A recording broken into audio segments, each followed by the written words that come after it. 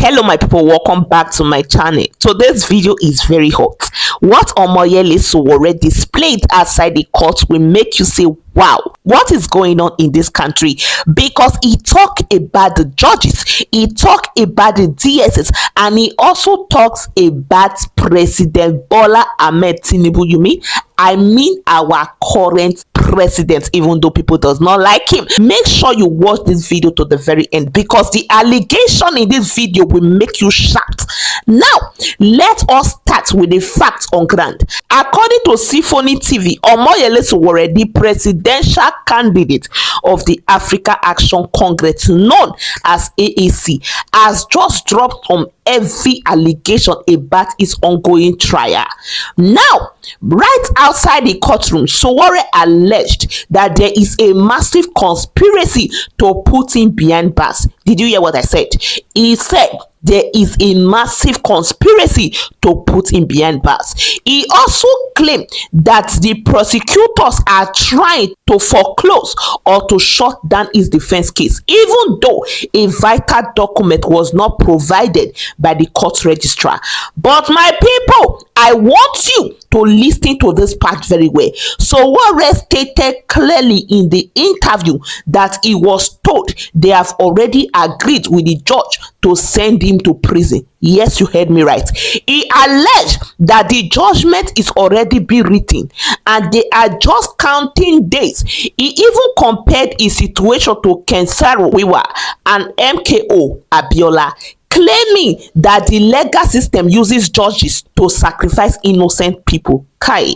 He said, and I quote, that the judges refuse to go on vacation just to rush his case, while corruption cases involving billions of naira has been dragging on for 7 years. You heard me right. Now, this is where the table completely broke down.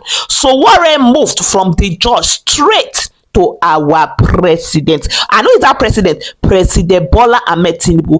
As stated by Symphony TV, Sowore boldly mocked the president's academic record. He alleged that the presidential candidate of the APC did not go to primary school and did not go to secondary school either. He claimed that Tinubu only presented one paper from Chicago State University, which Sowore says is different for what he presented in 1999. This is deep, my people. Now, because of this, Sowore now advised Tinubu to take advantage of adult education. He literally said Tinubu should go back to primary school or secondary school online. He stated that Tinubu should be apologizing to the Nigerian people on a daily basis for presenting himself for an office he is not qualified for. He even mentioned that Atiku Abubakar called Tinubu a forger and a drug baron and challenged the government to go and arrest Atiku if they are bold enough. My people, this is really a challenge. But Sowore did not just stop there. He also went further. He said, I didn't just come to fight. He also came to pitch his vision for Nigeria. According to Sowore, he outlined a 10-point agenda that his party planned to use to rescue the country. And what are those plans? He listed his priority: 1. Security; 2. Power; 3. Education; 4. Healthcare; 5. Economy; 6. Fighting corruption; 7. Food security; and 8.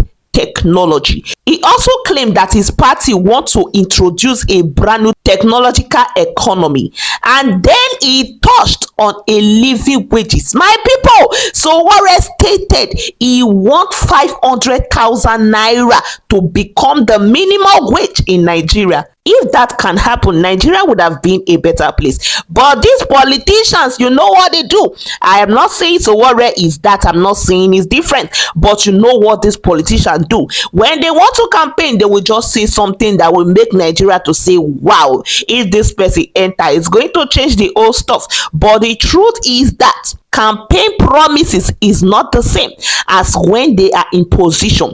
When they enter that position, that is when you will start seeing that what they promise you is different for what the reality is. Now let's proceed. He also mentioned that security should be a major focus because Nigeria has everything, but he acknowledged that nobody will visit if there is no security, no electricity, and no infrastructure. Now let us look at the street. How are Nigerians reacting to this? Because people must talk. Our online in-laws, they have dropped it. On one hand, many youth and anti-establishment voices are hailing Sowore. They are saying Sowore is the only man bold enough to look them in the eyes and speak the truth. They love the 500,000 naira minimum wage idea, but on the other hand, supporters of the ruling party are very angry. They are commenting. According to them, Sowore is just looking for attention because he cannot win an election. He should go and face his court case instead of insulting the president. It is a massive clash of opinion online right now. My people, I am throwing the microphone to you right now and I want to hear your voice. What do you think about this claim? Do you believe there is a grand conspiracy between the DSS and the judge to Sowore? What are your thoughts on his advice for the president to go back to primary school? And finally, is a 500,000 minimum naira wages realistic in today's Nigeria? I want to read your mind in the comment section. Let us chat. If you enjoyed this breakdown, please don't forget to like, share, and subscribe to help this channel to grow, and I will appreciate that. Until next time, my people, stay informed and stay engaged. See you in the next video. Peace out.